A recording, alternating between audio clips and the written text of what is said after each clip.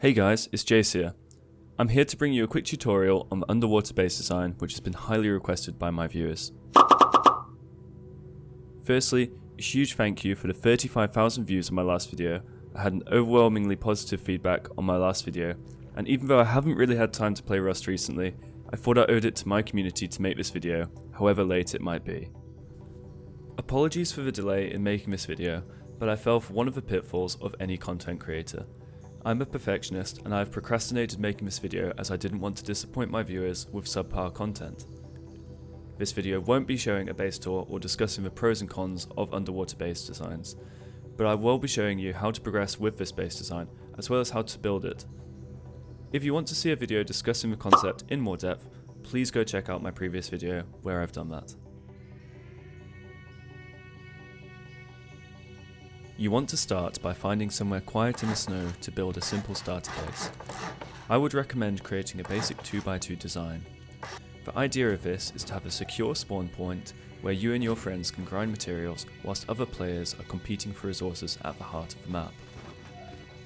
Your starter base should include organised loot rooms, furnaces for smelting metal ore, and locker storage for diving kits or PvP kits if your area is contested by other groups.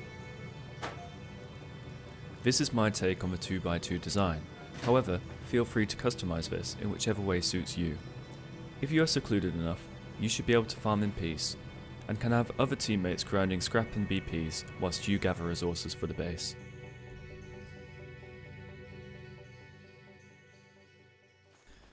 The jackhammer is by far the most efficient way for you to gather stone and metal ore, and by living in the snow you have put yourself in the perfect conditions to farm away. I have not included build costs in this tutorial, as I believe that my viewers are creative enough to want to try out their own underwater designs, which will vary in resource cost. However, I would recommend trying to fill 2 large boxes of stone and 1 large box of wood, or more, to ensure that you will not need to make constant farm runs whilst trying to build your main water base.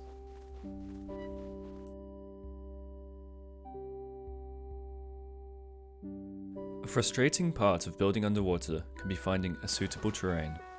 If you search too shallowly, you won't be able to build a bunker with vending machines at the bottom of the ocean. In my experience, I have found that building behind icebergs usually provides optimum water depth and flat terrain. As me and my friend discovered when trying this concept on a live server, finding a perfect location can be a time-consuming process. For this reason, make sure to leave any high-value loot in your starter base before trying to find the perfect place to build. Once you have found your location, put down some stone foundations with a campfire for warmth, storage for resources, and a workbench to refill your diving tank, as this will deplete over time. Usually, you will have a friend covering the surrounding area to make sure that enemy groups do not try and steal your resources or sabotage your build. During this phase, the communication between you and your teammates is crucial to ensure that you do not lose all of your hard work from the first day of wipe.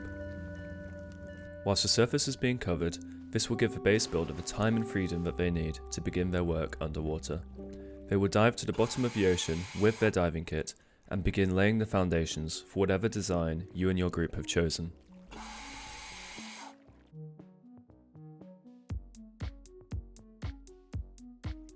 The next stage of a build is very time consuming and can feel like an eternity.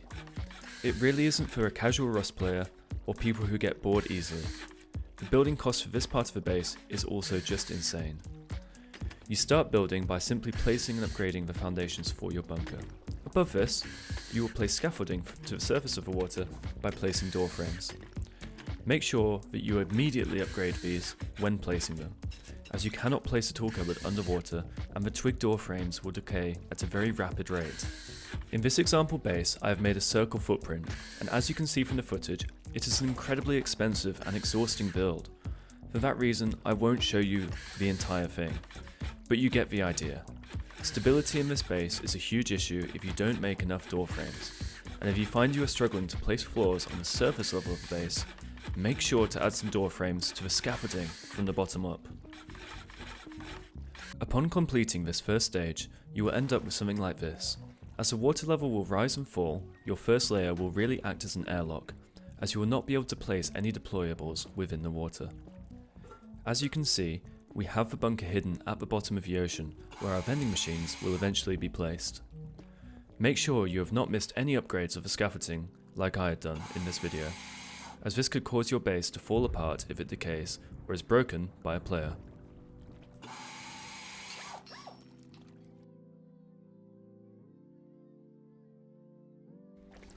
Decorating your home in Rust is one of the most fun parts of base design.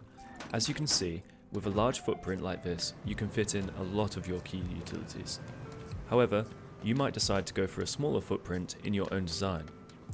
I would suggest that the key deployables that you need are boxes for storage, heaters so that you do not die of the cold, and lockers for diving kits. This is for when you want to counter the large oil rig, small oil rig, or cargo. This is your opportunity for you to turn your base into a home. Explore concepts like electricity, boat garages, and other things that you might find useful, such as shooting floor designs, traps, and even hidden tool cupboards. An important point that I forgot to mention earlier was to upgrade your door frame scaffolding to stone. Otherwise, you will end up with a huge amount of metal upkeep like this. Try to spread your resources evenly throughout the build, making the bunker and above water portions of base metal and the door frames stone.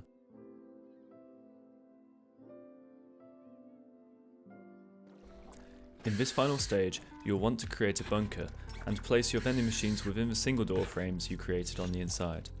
This will store all of your best loot. Feel free to honeycomb this part of the base as much as you would like. Furthermore, you might want to upgrade it to armoured walls and floors for that extra protection during a wipe.